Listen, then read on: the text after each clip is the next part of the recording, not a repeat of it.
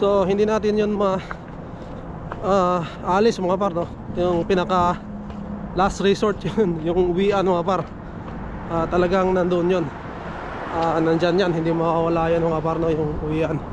Pero sabi ko nga, may mga paraan pa naman na magagawa kami na nandito sa Canada mga par, no? And patuloy kaming lumalaban and umaasa na sana mabigyan kami ng pabor, no? Mabigyan kami ng status dito, no?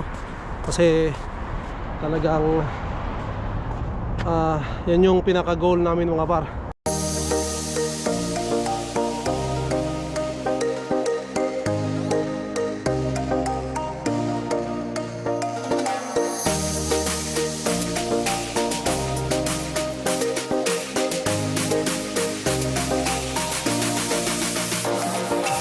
Davao del Sur nandito. Oh, Canada.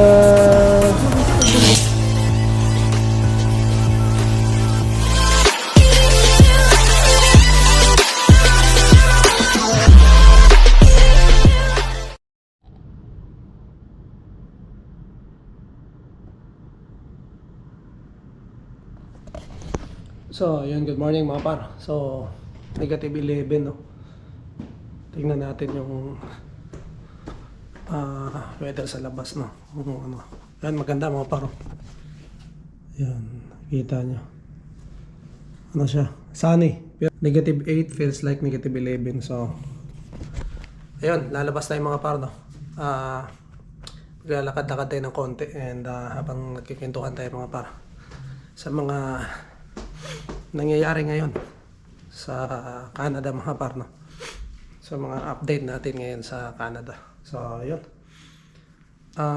dalap na ba yung susi dito na? So yun, inom na ako ng tubig mga par.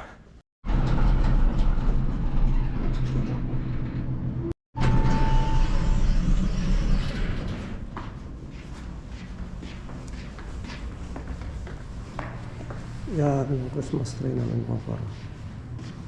Yan. Ang labi namin dito.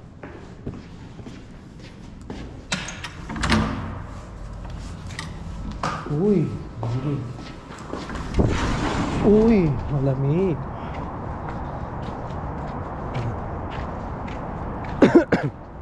Ito na yung park namin mga par. Wala na yung ano, flowers, no? Dati may flowers dito yan.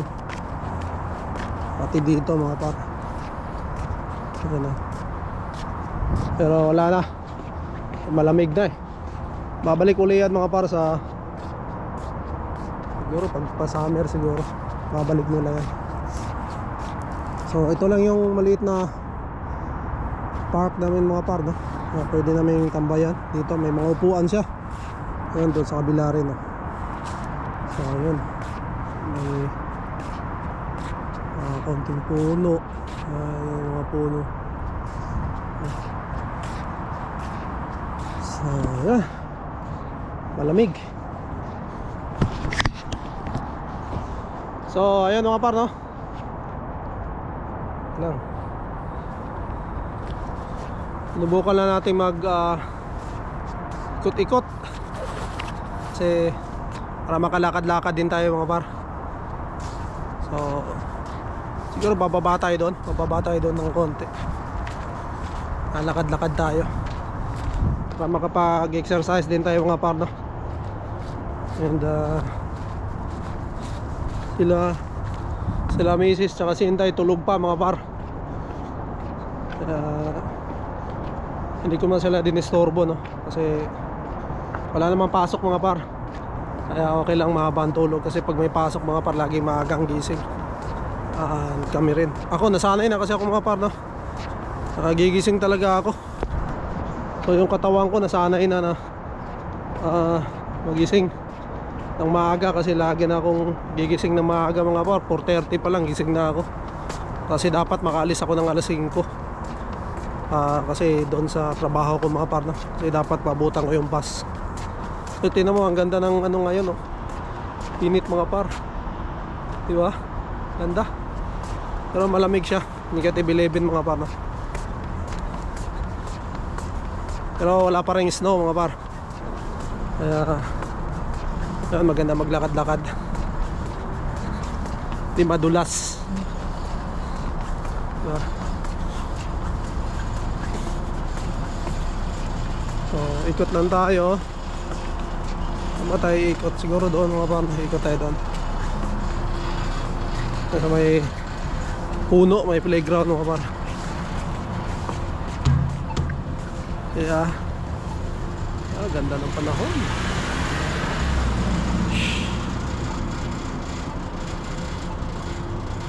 Punta tayo doon sa may playground na maliit.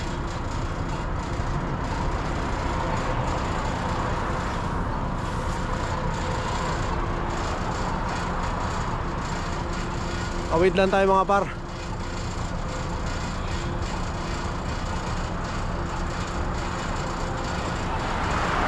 Yun, no? Wala pa rin tayo nahanap na part-time Sabado, no? Nahanap pa rin tayo mga par. Baka may alam kayo mga par, no? Sa mga nakapanood nito, Sabado may gusto ko part-time sana. Kasi may pasok ako Monday to Friday mga par, no? Gusto ko mag part-time ng Sabado. So wala pa akong nahanap.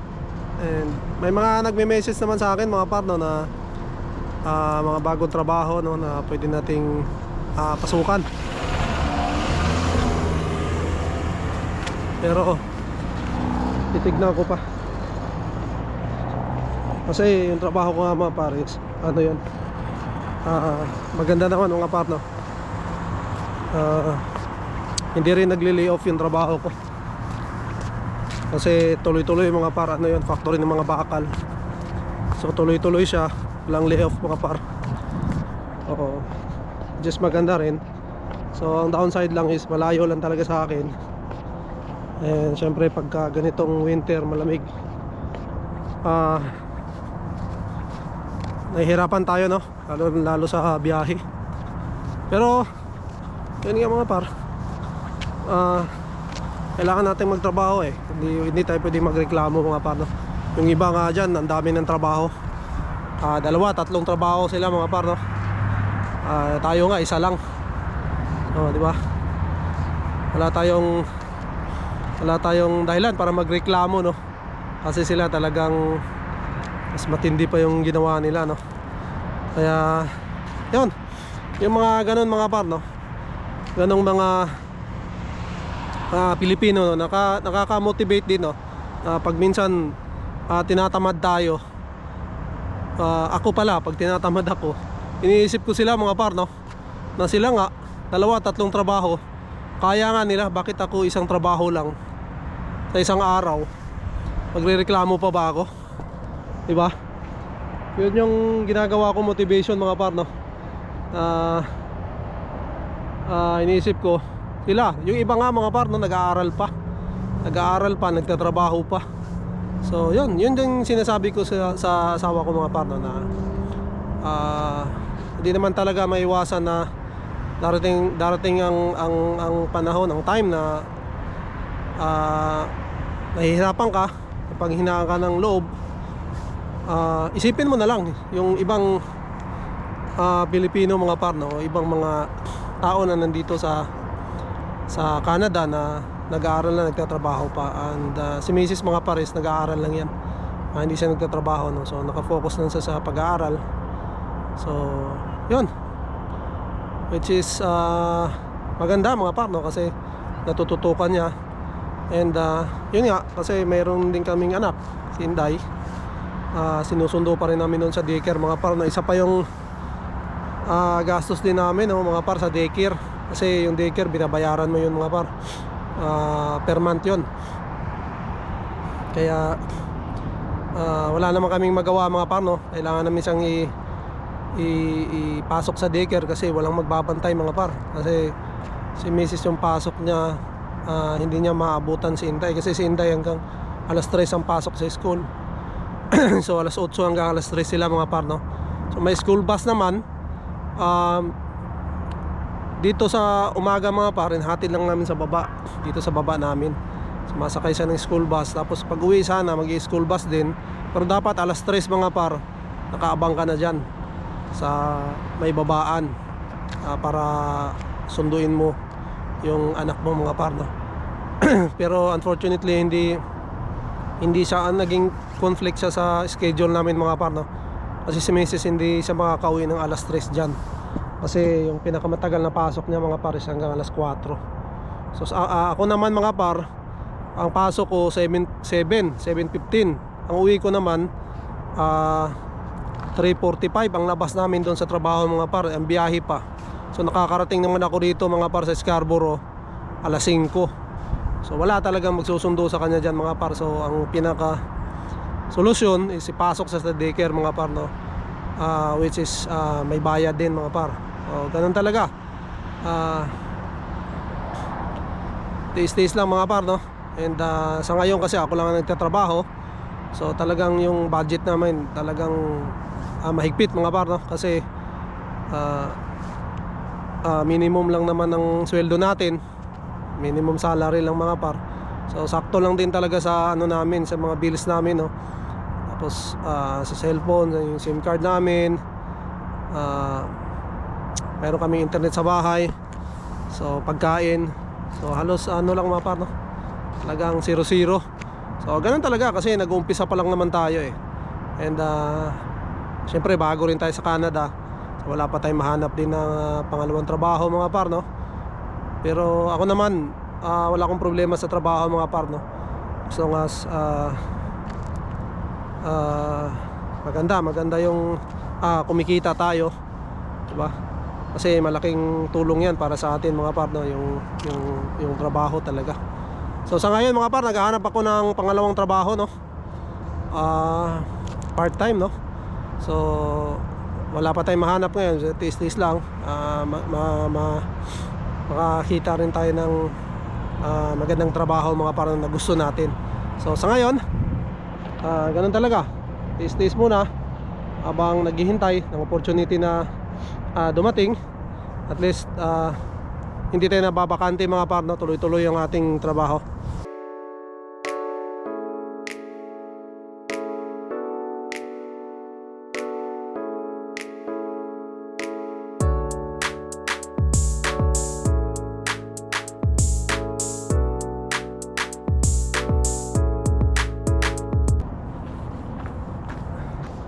So hirap mag mga par, mag-exercise na na naka-winter jacket.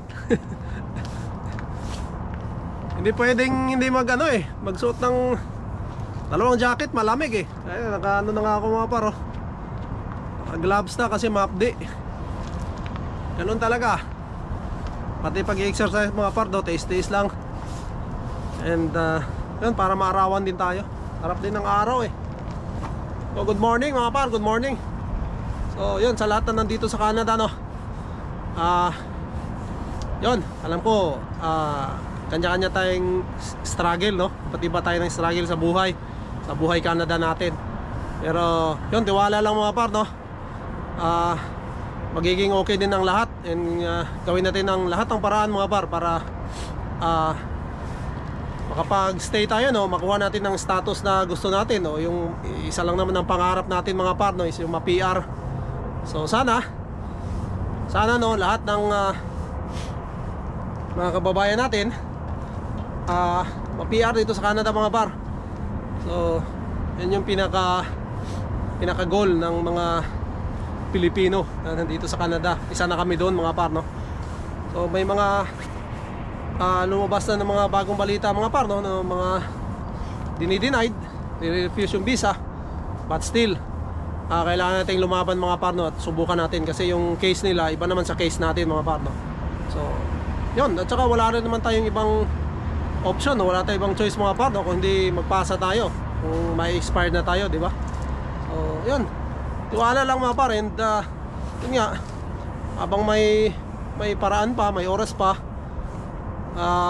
hindi pa tayo pinapalis ni Canada, so may chance pa tayo mga par, may chance pa.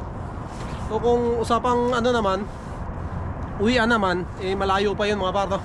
Malayo pa. So exercise muna tayo ha, para malakas tayo.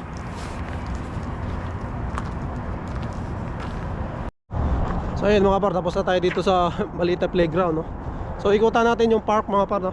Pupunta natin yung park, yung pinupuntahan namin ni Inday. Tignan natin kung may tao ba sa ganitong lamig. Meron pa bang naglalaro o nag-exercise ba? Dito lang yun mga par, malapit lang sa amin. Lakad lang, siguro mga 5 minutes walk. Ah, meron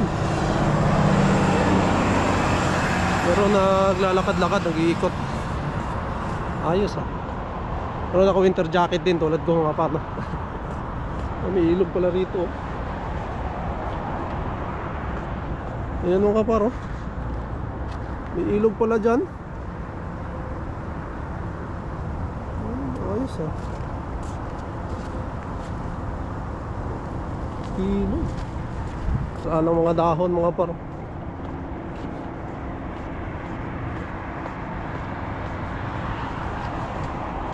Ayan.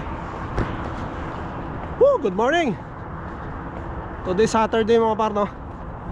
And yun, ina-enjoy lang natin yung weekends habang wala pa tayong trabaho. Di pa tayo busy masyado mga par, no? Pero once na mayroon tayong makakita ng side hustle mga par, no? O part time, eh hindi tayo magtubiling mag part time kasi kailangan nating kumita mga par. Oh, meron nga nag-exercise, oh. Iniikot nila yung mga aso mga par, no? May aso sila. So yung aso kasi kailangan mo yung ilakad-lakad talaga. And yun mga par, no? Hindi rin basta-basta may aso pala dito. May responsibilidad ka talaga na lakad sila, yun, bantayan sila. And yun, ang isang problema dyan mga par, no? Kung umalis ka, kailangan talaga may bantay din sa aso mo. Hindi po pwedeng wala mga par, no? Or meron silang dito mga par, parang bahay na pwede mong iwan yung aso mo doon, no? Nalaman ko yan kay Sir Ali Paras, shout out. Nalaman ko yan mga par, sinabi niya na yun, mayroon ka nga pwedeng iwanan mo yung aso mo doon. Pero syempre may bayad yun mga par. Hindi ko lang alam kung magkano, no? Pero may bayad siya. Yun yung park mga par, oh. Yun yung park sa gitna. Naglalakad, may mga daladalang aso. Ako naman, wala naman kong aso dala mga par. Pagdirin na pala. So yun, ikot lang tayo dito konti sa park. Nakita nyo naman to mga par. Ito yung laging inanuhan namin ni Inday.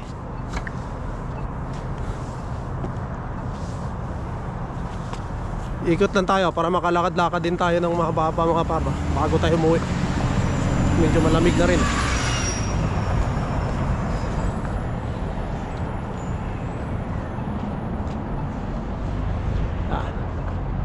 Ayan yung park, oh. Diba? Isang round lang tayo mga par. Ikot lang tayo. Kasi nakatsinelas lang tayo mga par, oh. Tsinelas lang ako eh.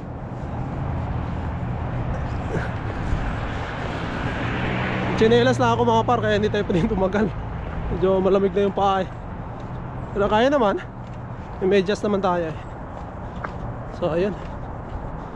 Dito dati may tubig to. Ayun, wala ka na. Kasi malamig na eh. Mga par, may tubig yan dati, oh. Tubig yan dito eh. Naglalaro yung mga bata dyan. Liligo dyan. Yan yung playground, wala nang tao. Wala nang bata makita. Ayun nga sa lamig. Diba? Isang ikot lang tayo, tapos uwi na tayo. Mas mababa na rin yung nilakad natin mga par, no? And yun, shoutout pala, no? Shoutout din pala kay Life with the Coronels, no? Yan bro, mayroon kang yung mayroon siyang mga par, no? Sa paa. So nagte-therapy siya ngayon kasi medyo may naramdaman siyang pain sa paa niya, no.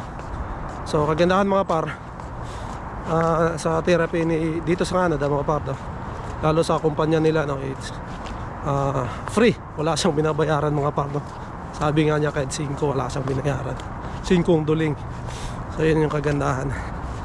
Ayan, nagpaalam lang na ganun, kailangan magpa-therapy dun sa employer niya, and then yun, done. Hindi ka pipilitin mga par na magtrabaho, no. Yun, shoutout din pala, no. Isa shoutout ko lang mga par kasi nagpapa-shoutout to, no. Shoutout din kay Mark Joseph Soria. So yun, shoutout kay Mark Joseph Soria. Maraming salamat par, no, panonood, sa suporta sa ating mga vlogs, no. And ayun, sa pagko-comments and pagla-like mga par.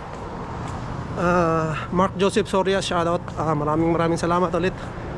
And yun, ingat palagi par. Kung nandito ka sa Canada, yun, keep warm. Ingat palagi par, no. So yun, tuloy-tuloy lang tayo. So Mark Joseph Soria, shoutout. And syempre yung ating kaibigan din, no, Andrea Jeds TV, shoutout. Nardino TV, shoutout. And syempre yung Crystal Side de la Reta, no, shoutout sa inyo dyan kay Crystal Marvin. And shoutout din kina Ma'am Ina Andolong. And parang JJ, no, nasa Pilipinas, so nagbabakasyon. So yan, shoutout sa inyo dyan and mag-enjoy kayo sa inyong bakasyon, no. So sulitin ang bakasyon habang nasa Pilipinas. Kita-kits pagbalik nyo rito sa Canada. So ayun mga par, no. Pasyalan ko nga rito.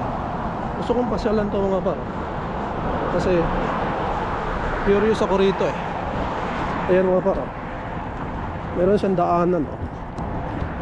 Titignan ko mga par kung saan papunta to. Yan yung ilog.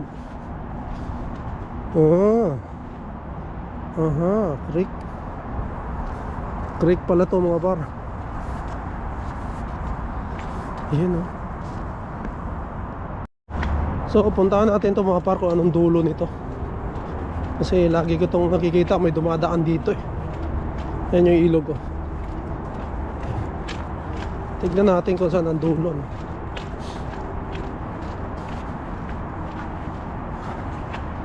Sa likod or meron siyang daanan.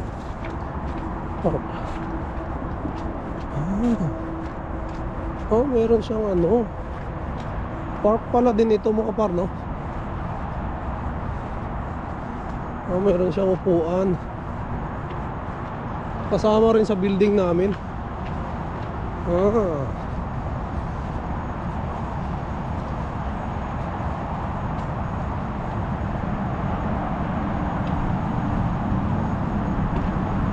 Upuan lang mga par, meron siya rito.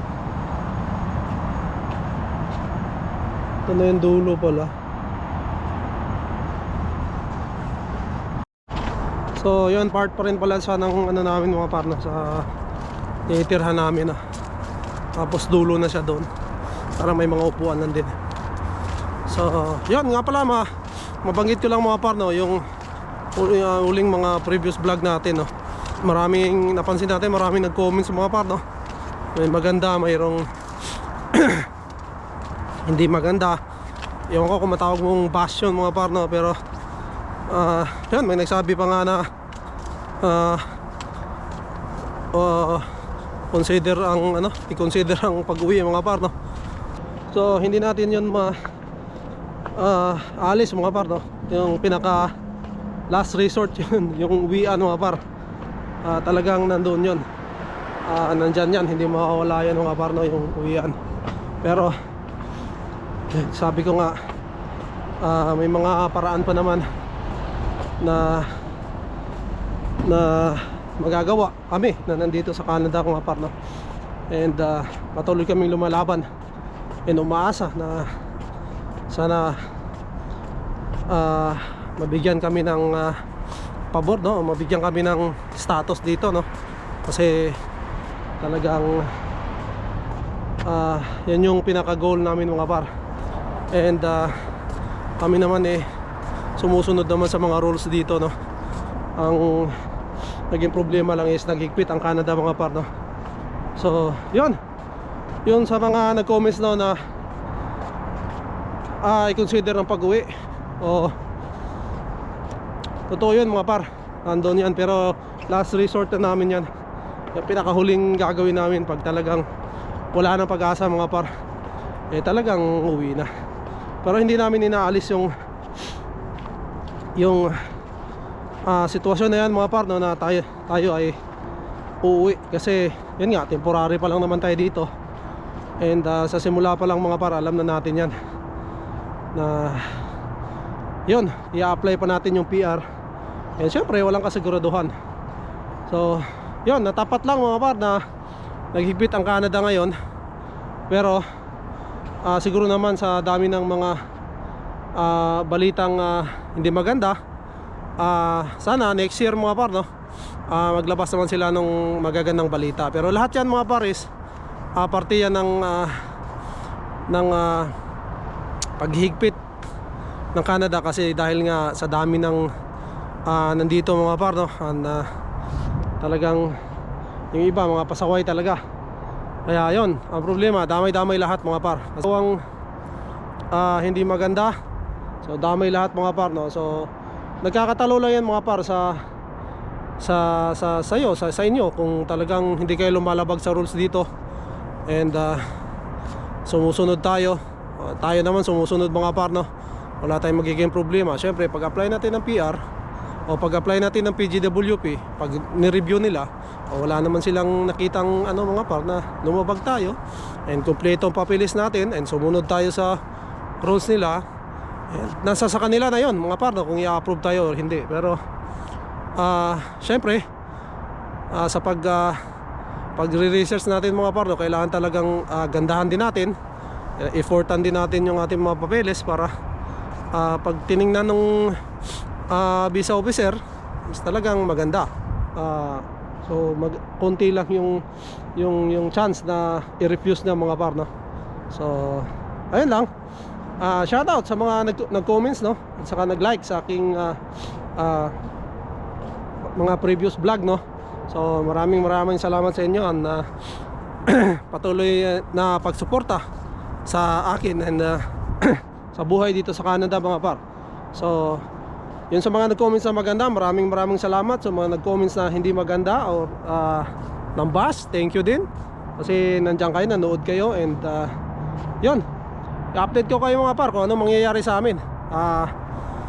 Yun nga, isa pa yan mga par, no? Abangan nyo pala kasi mag-apply kami ng study permit extension. So kasama na kami doon, ako tsaka si Inday. So tatlo kami mag-apply mga par, no? So abangan nyo kung anong resulta, no, kung anong mangyayari sa pag-apply natin dahil mahigpit nga ngayon. So may nagsabi naman na study permit extension lang naman, so baka walang magiging problema kasi hindi naman PGWP. So tignan natin mga par, tignan natin, no. Babalitaan ko kayo mga par kung anong mangyayari. So yun, pasok na tayo, malamig. So siguro dito ko na tatapusin aking vlog mga par, and we'll see you on the next one. Bye!